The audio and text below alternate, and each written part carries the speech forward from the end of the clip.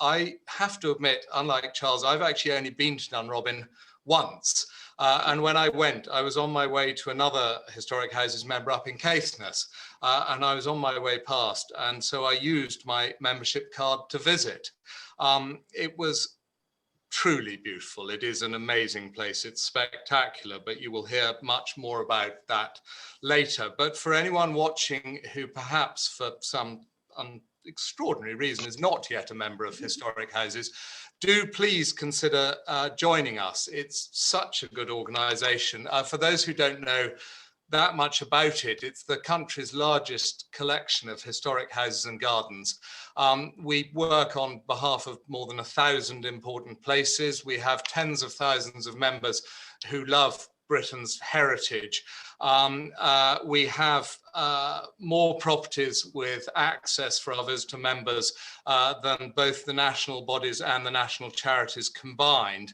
To me, the unique selling point is that the families still live in these houses. They're still much loved and very lived in family homes. And that to me sets them apart and just makes them so interesting and so unique. And I'm really excited to hear more this evening because, as I say, I have only managed to get to Dunrobin once. It is a staggering place. It's an extraordinary position. It's an extraordinary house.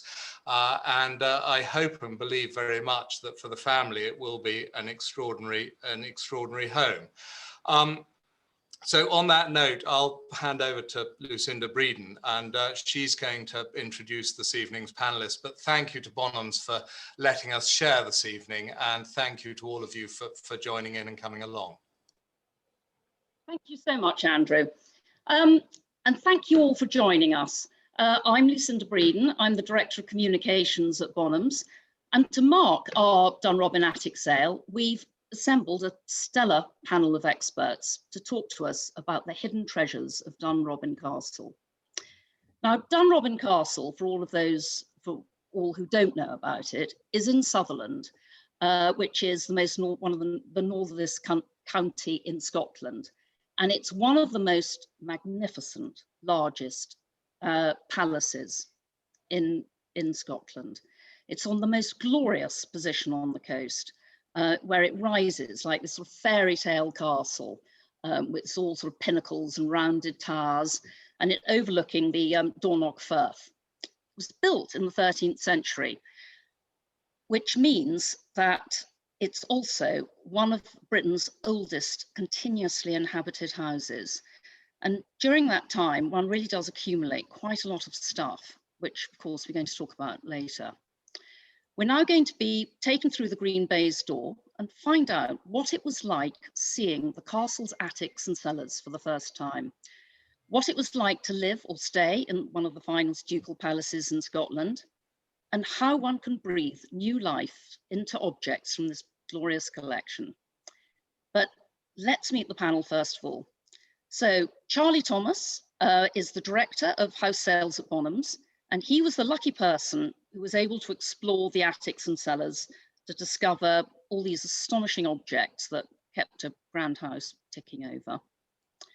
Mary Miers is world expert on Scottish architecture and author of Highland Retreats, the architecture and interiors of Scotland's romantic north. Mary also wrote a marvellous article about Dunrobin for Bonhams magazine and for the catalogue, which I recommend you all read. And we have with us also the internationally celebrated interior designer, Rita Konig, who has an unmatched ability to bring together objects to create everybody's fantasy room. So thank you all so much for coming to talk to us. Charlie, I'm going to start with you. Dunrobin, one of the most magnificent buildings in Scotland. Can you set the scene of what it was like walking through past all the wonderful rooms and up the spiral staircase and into the attics? Yeah, no, of course. Well, thank you, Lucinda. Gosh, I mean, when we got the phone call inviting us up to have a route around the attics and cellars, I mean, it's sort of, the dream, the phone call that auctioneers dream about. And, I knew a little bit about Dunrobin. I knew, this fantastical ducal palace right on the north coast of Scotland. I knew that Charles Barry was heavily involved in it, but I didn't really know much else. So I didn't really know what to expect. I didn't see a list of what I was going to see. So I really went up there with an open mind and huge expectations, and I wasn't disappointed at all.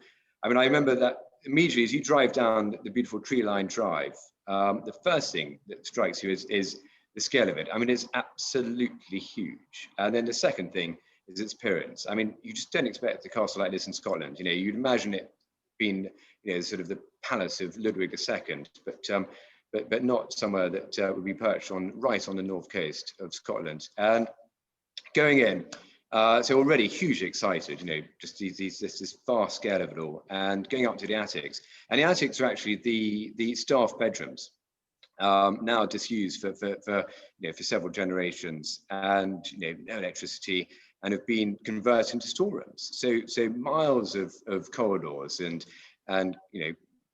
unused staff bedroom after unused staff bedroom, just filled with porcelain and dinner services, picture frames, pictures, wash basins. I mean, there's more chamber pots in a cell that's probably ever come on the open market ever before. And all these, amazing things that, keep a 19th century, a 19th century ducal sporting estate going, which probably aren't of huge amounts of use today. Like, in one room, there was 40 copper hot water cans.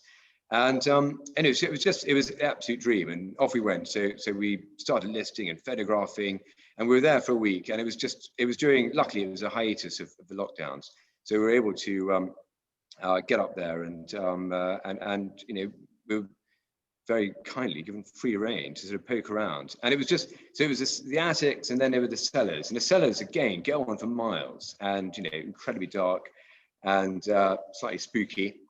And I just remember one of my standout moments was the last day. We were just sort of having lunch and just thinking about heading off to the airport. And one of the castle team came and said, "We just found another room."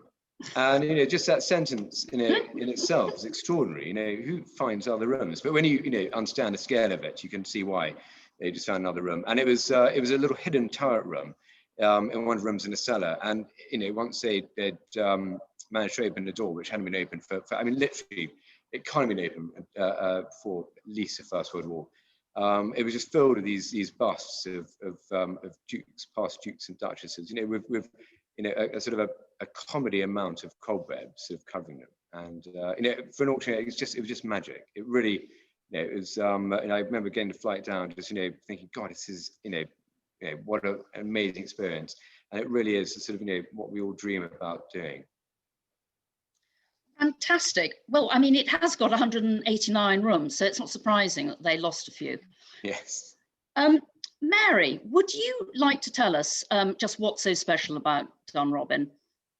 Well, yes, I think one of the most remarkable things about Dunrobin, particularly in the context of Highland buildings, is the way it encapsulates over 700 years of political and social history with such astonishing visual drama, and also with such a wealth of surviving artifacts and historic fabric.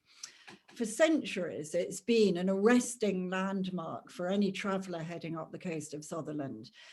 But the Spard Chateau, because I call it that really, it's so French looking, that we see today is in fact a Victorian confection. It's the design of Sir Charles Barry, architect of the Houses of Parliament. Although unlike a lot of Victorian castles, it does encase a 13th century keep, seats of the Earls of Sutherland, whose descendants are still here today. One of the 7 ancient earldoms of Scotland, they intermarried with Scottish royalty over the centuries and were loyal government supporters. But it was the dynastic marriage of Elizabeth, Countess of Sutherland, to George Granville Lewson Gore in 1785 that really transformed the family's fortune so spectacularly. She'd inherited the title and most of the county of Sutherland in her own right, and he was heir to 3 English estates and one of the greatest fortunes of the Industrial Revolution. And it was this amalgamation of land and wealth that would make the family one of the richest in Victorian Britain. He had various titles, and it was in 1833, the year of his death, in fact, that they were made the first Duke and Duchess of Sutherland. And it was their son, the second Duke, who was responsible for tripling the size of Dunrobin in the 1840s. And some of the paintings and sketches in the attic sale are interesting in showing what it looked like before this date, a typical Scottish tower house that had extended piecemeal over the centuries. Of course, the Duke had other significant houses, notably Trentham in Staffordshire and the magnificent Stafford House in London. And so the role of Dunrobin during this period was essentially that of a ducal shooting lodge, a magnificent palace for entertaining in the wilds during the so-called Highland season. Indeed, it was a proposed visit by Victoria and Albert that had provided the main incentive for this great remodelling. And in fact, that visit never came off. And this was before the royal couple built Balmoral, but the Highland season was already in full swing, having its origins in the late 18th century, and the romantic rediscovery of the north of Scotland by artists and writers such as Walter Scott, which precipitated the Victorian obsession with deer stalking. So Queen Victoria and Albert are always credited with having sort of initiated this phenomenon, this annual summer migration, but actually it was already well underway. And by the time of the third Duke, virtually every big house in the Highlands was being used as a seasonal shooting lodge, even ancient castles and Georgian mansions. But Dunrobin, of course, was the grandest of the lot. During August and September, all of fashionable society were to be found in Highland house parties. The ladies would go out sketching and walking while the gentlemen went out and enjoyed the sport. And then there was endless socializing, picnics, gillies balls, Highland games, pipers serenading guests, tartans swathing the walls and carpets, and all the other trappings of that fantasy Highland lifestyle, which would become synonymous with the most famously chronicled of these places, of course, Balmoral. Queen Victoria did, in fact, come to Dunrobin later as a widow in 1872, and she described enthusiastically the apartments that had been created for her nearly a quarter of a century earlier. Although Prince Albert never came and stayed at Dunrobin, it's appropriate that there should be a bust of him in the sale, along with one of Walter Scott, because his love of deer stalking had indeed helped to popularize the fashion for owning or renting a Highland estate, a Highland deer forest. And there's also, and that of course underpinned the whole sort of Highland season and the role of houses such as Dunrobin during this period. And the wonderful collection of tartanware is an example of the many Scotch themed souvenirs that flooded the market under the influence of the royal couple's Highland enthusiasms. Albert himself designed tartan, the Balmoral tartan, and he liked to give the Queen presents such as an inkstand set with chunks of Cairngorm quartz and granite and even stag's teeth.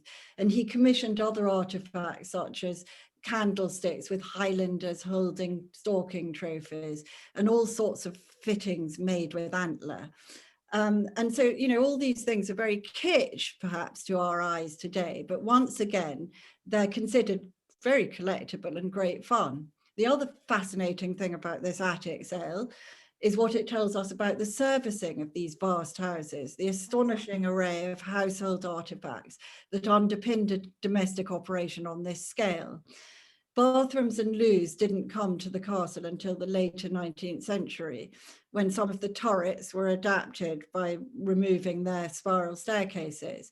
And so before this, all those coal scuttles and copper hot water cans and porcelain ewers and foot baths and chamber pots that many of you can now buy had to be carted up and downstairs, filled and emptied by an army of servants, many of whom were sent up in advance from the family's English houses to prepare the castle for the season. In addition, there was a whole retinue of outdoor staff, including stalkers, keepers, gillies, pony and kennel boys, to service the sport, because Dunrobin Castle was at the hub of a whole network of subsidiary lodges and stalking bothes dotted about the estate, which then extended to about 1,300,000 acres of Sutherland.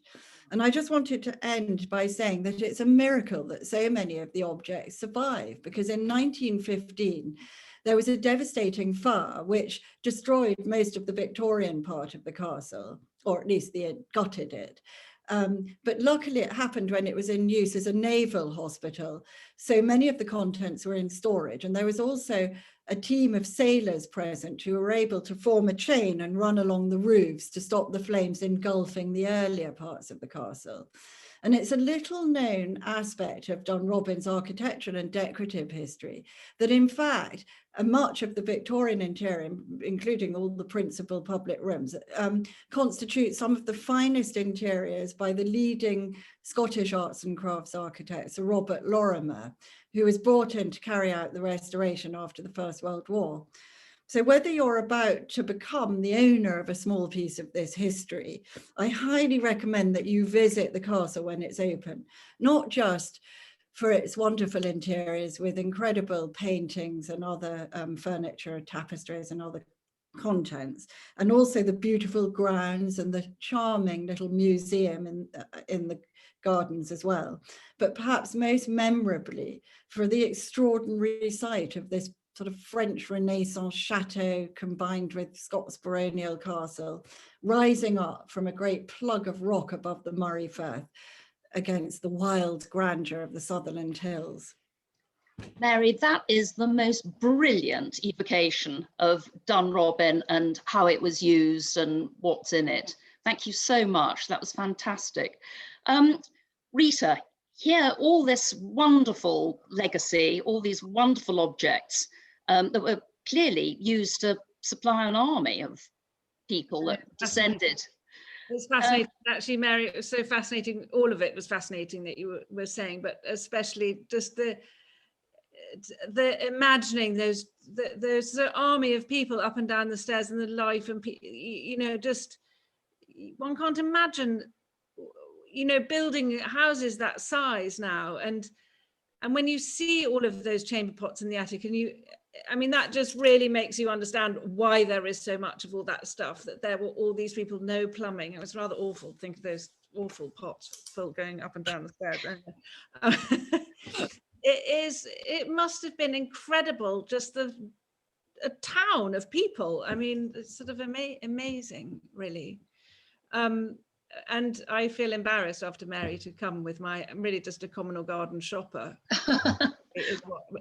What excites me, because I like nothing more than going into a shop and having a good dig around and seeing what I can find. And so an attic sale of this sort of proportion and sort of grandeur, I suppose, but also really the history, one sort of imagination is always sort of lit by what was happening with these dinner services, you know, all those things, what the rooms were like, what the dinners were like, what those parties were like, what those picnics were like, you know, and this is so rich, this sale of so many things that I would like, from a tiny picture of a Scots pine, which is lot 52, which I love, to all that china. I mean, I have a weakness for china anyway, so that's what excites me. There's some beautiful creamware, and then there's really over the top, you know, majolica fish dishes. And in fact, what you don't see in the catalogue, which of course is always the danger with catalogues, is the scale.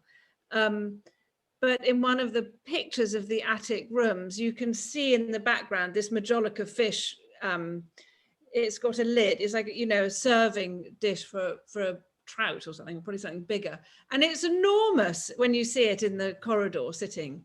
And you know, all that was very kitsch, that Victorian stuff, but kind of amazing. And I do think that it's really fun using that now, you know, bringing some of that stuff. We don't lay tables in the same way. We don't live in the same way. The rooms then would have been so full of velvet and fringes and tassels and furniture and pots with plants in, you know, those sort of saloon type rooms were so quite dark, really, and we live so differently now. But I think you can use that china in such a modern way. And actually the majolica I particularly love in our lives now, because we have more spare rooms, and so they take on a different feeling. But I thought all of that, I could have had all of the china, the soup plates. And then there are these bulrush ewers, which are kind of amazing, because the bulrushes are so sort of handsome, and those as a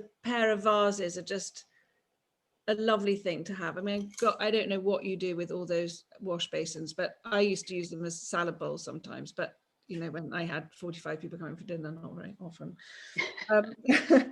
Rita, what do you think? What do you think is the appeal of? Why do we all want to have a piece of the country house? I think it's repurposing. For me, it's repurposing. It's immediately my brain starts going like in the airport, you know, and it says Cairo, no, you're now going to Beirut, is going from gate. It doesn't happen anymore, but it used to, when they used to click round and round. And I just feel my brain going, where can that fit? How could I use that? What would it be? How could you use it differently and give it a purpose? And so I don't know what it is that excites us, but I think.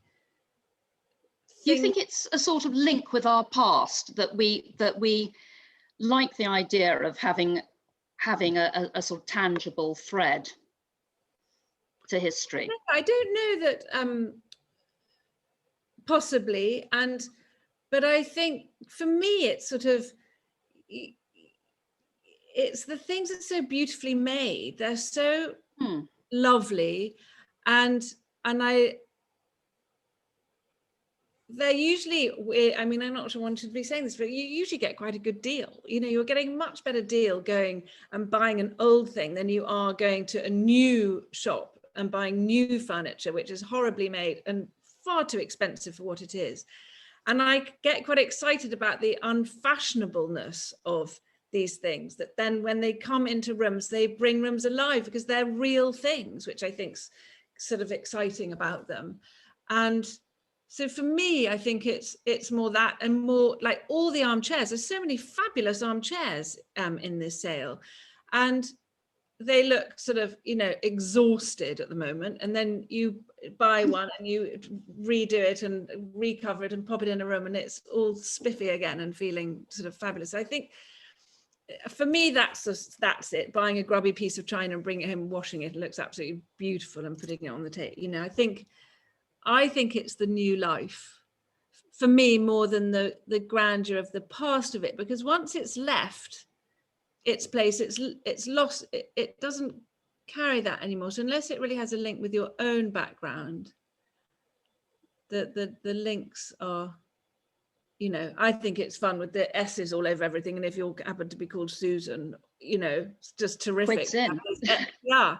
So that's, you know, kind of great. It's always nice to have a coronet around the place. That's quite cheerful. So that's just, I mean, I think it's fun. And in my job where I need to find so much stuff, this is just, you know, it's you know, one forgets to breathe. There's so many things you want, so many wonderful lamps, pictures. I mean, and then funny things like the fireplace cockerels, the Weems cockerels, which are just, I think it's sort of hilarious. And the filing cabinet, there's a beautiful filing cabinet, which is sort of extraordinary, lot 218. Really pretty tables, fabulous armchairs, this adorable Scots pine. There was something else I you mentioned about some these prints. The prints are really beautiful. That lot 5, all been prints, which are really pretty. And then all those Weems ware buckets, which I think they're so useful in bathrooms as wastepaper baskets, really, with their cane handles, and those Weems ones with the great cabbage roses, which are quite sort of blousy. And that sort of stuff. There is another enormous mug in one of the things, which you can fill those with loo paper in bathrooms, are quite good in place of a loo roll holder, which I can't because of bear. But you have to find new uses for these things, because obviously we're no longer carting, thank God, that these chamber pots around the place any longer. Yes, thank God. I mean, it is astonishing. The country house, I mean, people just can't have enough of the country house sale, can they? I mean, Charlie, you've obviously been involved with, in your job, you've been involved in a lot. And I just wonder, with these, are there sort of staples of the country house sale that you see coming up time and time again? Yeah, I mean, the truth is, country house sales, of this type, genuine attic clear-outs are really rare. And I think when they do come up, they do, evoke an amazing imagination. And you mentioned earlier, it's that tangible connection to history. But I think that's what excites me about the country house sale, is these are items from a bygone era that we'll never experience again. And we can't even imagine. Listening to Mary's amazing account of what life was like in a mid-19th century ducal palace. I mean, you just can't sort of, even Bridgerton doesn't go that far, to the Dunrobin scale. And it's and I think it's that amazing sort of link that gives these country house sales such additional luster that you don't get with anonymous sales of equally lovely things.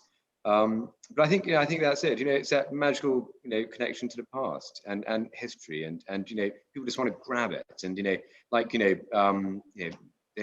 there's a lovely lot. My favorite lot is well, I got loads of favorite lots, but one of my favorite lots is this amazing collection of 24 cut glass wine carafes, and I've got one here Behind you. But behind me, and actually here as well, just so it happens to be on the table. And they're absolutely beautiful, and they're beautifully engraved with these amazing thistles. And as Rita said, you've got the S's, everything's got the S on, and everyone would have one of those on their by their place setting. And I think they're wonderful. I mean, and it's just these unusual things you just don't get anywhere else, and apart from the attic of an amazing country estate like Dunrobin.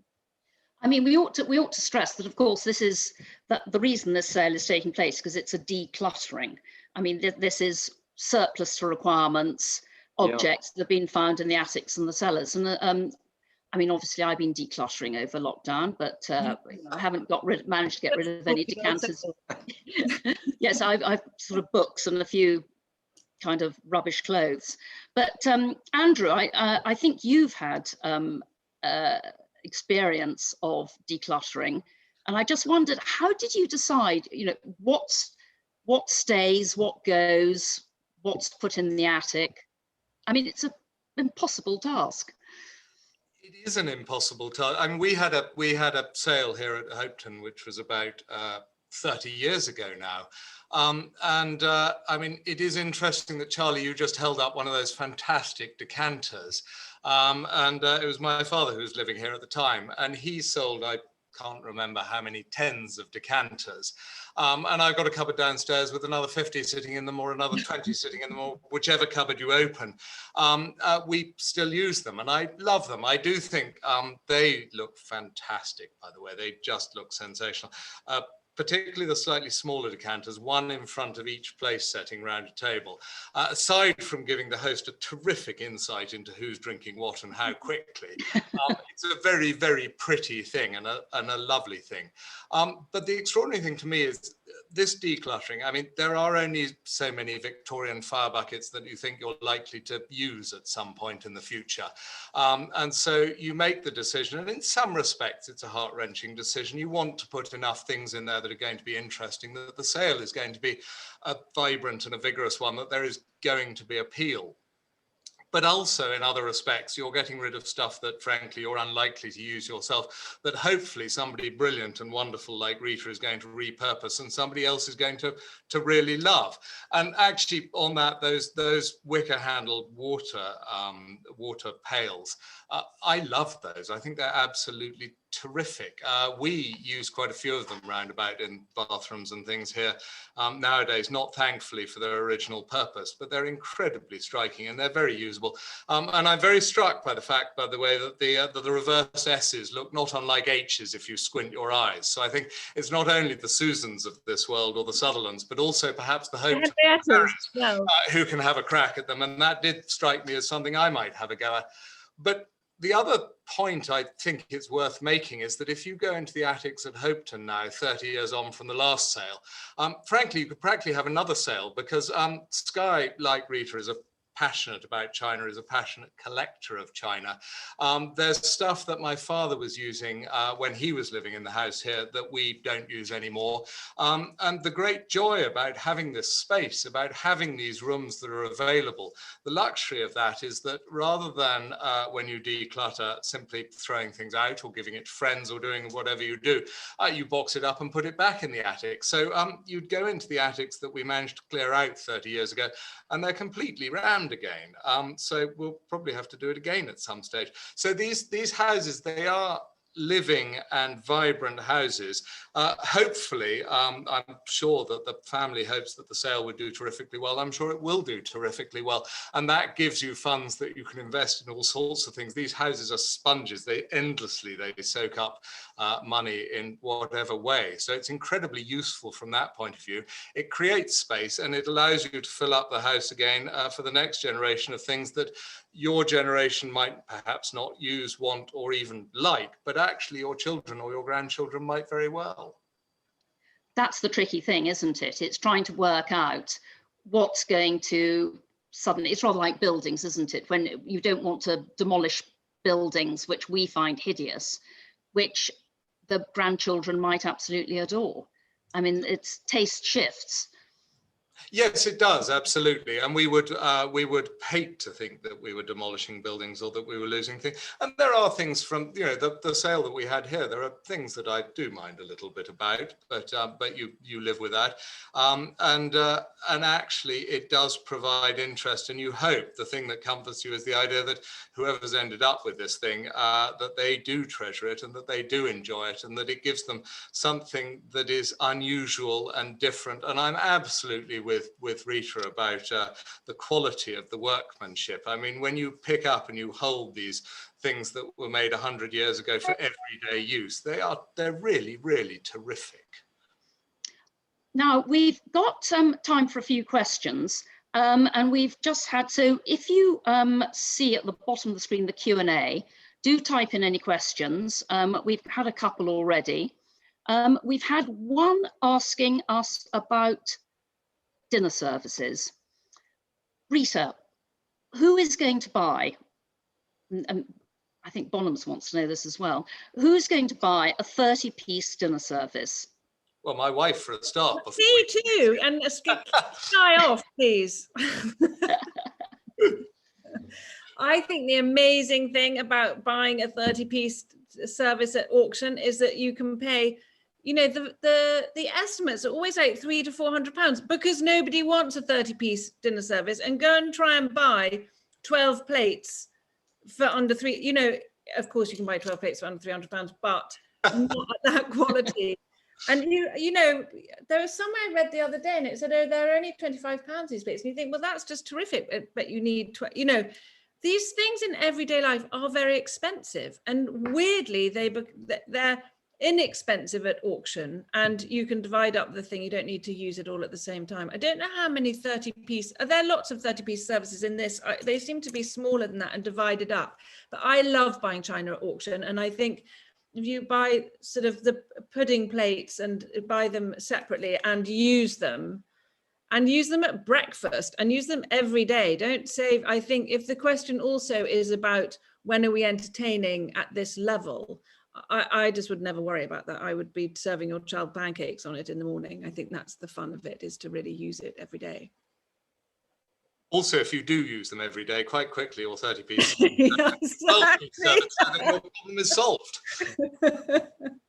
So Rita, we've got another question for you from Lucy Maxwell, who says she's a complete novice at an auction, and she wants to know, she wants a bit of guidance from you as to steer her in the right direction as to what she should buy.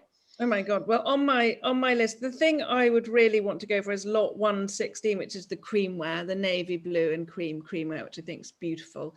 And I do think that fish the Majolica fish plate. Now, I don't know what lot that is, but it must be in the 100s because it's all there, the Minton and everything. And also Andrew's, after all those finger plates are so pretty.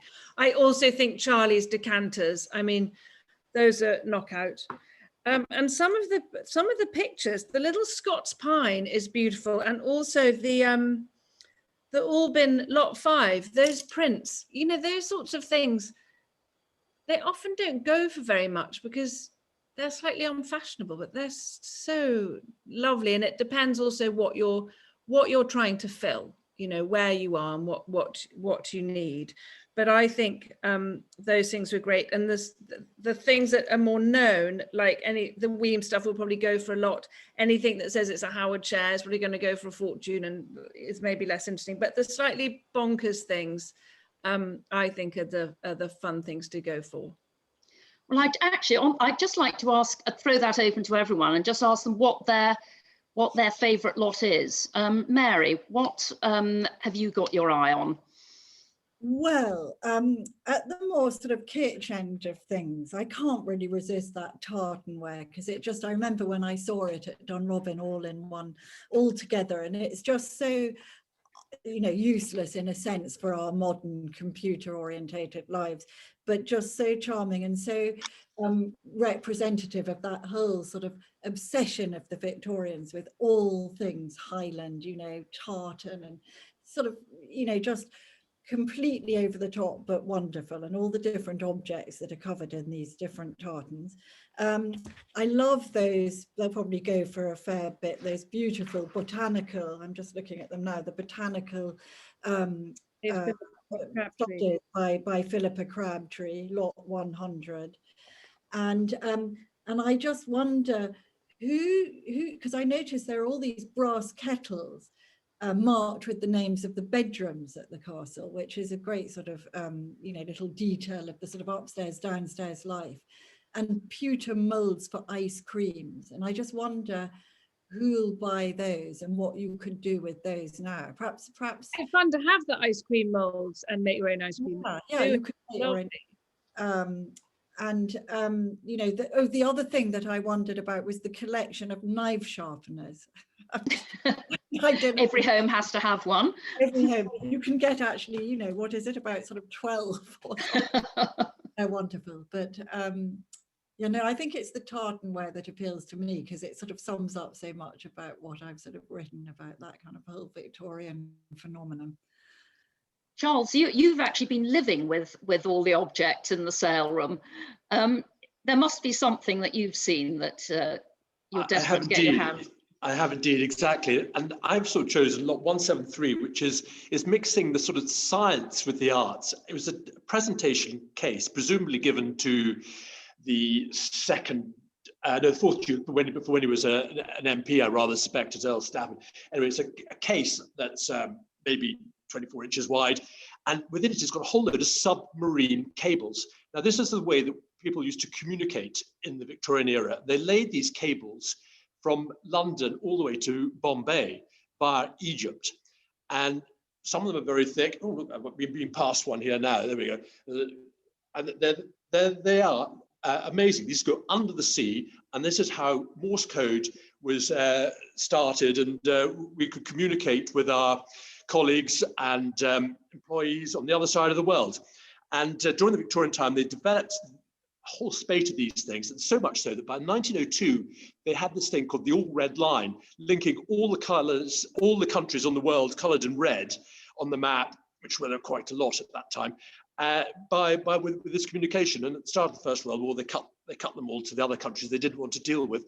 But anyway, this is a lovely display of them. And this company was the Malta Company, the Gibraltar Company, and there's another one that then became the Eastern Cable Company, which was subsequently taken over by someone else, subsequently taken over by Cable and Wireless, and this is now Vodafone. No. Amazing. Incredible. Well, while we've got you, Charles, perhaps you could also look around, because Gilly Blackwood has just sent in a question saying she's bought the most astonishing French bed, and she now needs a bedside table to go with it. Do you think there's anything that you've got that will work for her? Well, how about a pair of bedside tables? There's one just there, and the other one's just there. How about that? There we go. What incredible service. We like to serve our clients as best as we can. I didn't know that question was coming up. Charlie, what you must, I wonder whether, when you've been doing all your sales, whether you've actually bought something in each sale, or at least had your eye on something. Is there anything that Dunrobin is speaking to you? Oh God, loads. And I judge a sale by how much I want to own from it. And there's a lot in a sale I'd love to take home. I fear I won't stand a chance on the ones I love.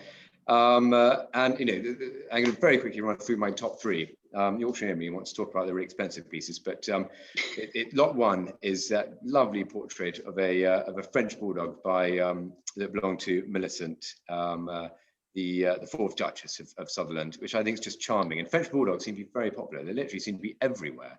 I don't know if it's a new thing, but anyway, I think that's absolutely lovely. I can't not mention the pair of 19th century gilt bronze lamp bases, which are, in fact, they're just behind me, rather conveniently.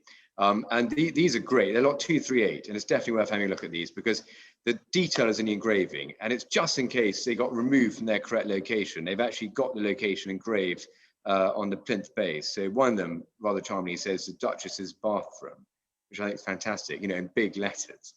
Nicer than the main bathroom upstairs. I mean, and the other one is from Trentham. Others says from Trentham Hall.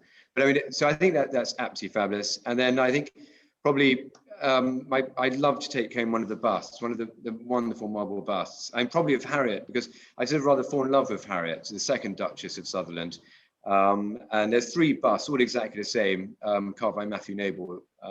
And in her later years, so maybe not most flashing time, if I can say that, to have had her bust done, but she's just the most lovely character. And as Mary said, famous for being Queen Victoria's best friend, and certainly Queen Victoria stayed with her for 3 weeks, or Harriet stayed with Queen Victoria for 3 weeks after Albert died. But also, she was an incredible person. And when you uncover the story behind these objects, you sort of go through the layers of history. And one of the things was fascinating, how she was a passionate campaigner for the abolishment of slavery in America, and she has this extraordinary spat with the First Lady of America. And I just I would love to take home a bust of Harriet.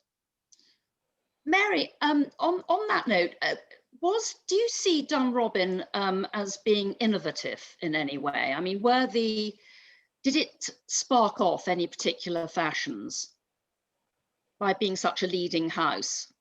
Well, the Victorian, thinking about the Victorian Dunrobin, which is the great sort of French style, because of course, it spans so many centuries. I'm not sure innovative, but it's certainly the only building I can think of in the north of Scotland that is so, that uses this style of architecture and was quite so grand. I mean, there just isn't another building comparable in terms of sort of grandeur and the way it was used. In terms of innovative in contents, I'm not so sure about it. I mean, the collection, of course, that was there before the fire. The family had so many houses, things have moved around. I think one of the most interesting things about Dunrobin actually is the 20th century interiors, the main rooms, which were designed by Lorimer, and there are some wonderful sort of mock-ups that he created when he was designing the rooms and working around how the tapestries would be incorporated, which nobody really knows much about. And people who go that they also incorporate this incredible collection of portraits, which really are, outstandingly superb by all sorts of famous artists. But no, otherwise, I don't know. I just think it's just such an unexpected architectural confection. There's nowhere else like it that I can think of in Scotland. Fantastic. And I ought to just add, of course, for people who are asking about how they can get hold of the catalogue, our catalogues are all online, so you can have a look. Or if you want to have a copy, we can send you one. They're available from the sale room, Charles. Limited supply, shall we say, in the sale room. In this day and age, we don't print quite as many as we once used to. We use the online platform very much so. So you can always print one out at home, but we have a few less left, certainly. Few left, yes. But I mean, we would catalogue subscriptions. They've got lots. Yeah, I want one. Charlie, can I come pick one up? Oh, absolutely. I've got one. Oh yeah, so off. Wonderful. I think, is there anything else, any other questions? If not, why don't, I think we've got a rather wonderful film to finish off with. I'm going to thank everybody. Thank you so much. That was absolutely fascinating insight into what it was like to live in a grand ducal palace, and also how we too can take part in it by buying something in the Dunrobin attic sale. Thank you so much to Charlie, to Andrew, Charles, Mary, and Rita. It's been lovely, and it's been lovely having you all with us. And here's just a little film to finish with.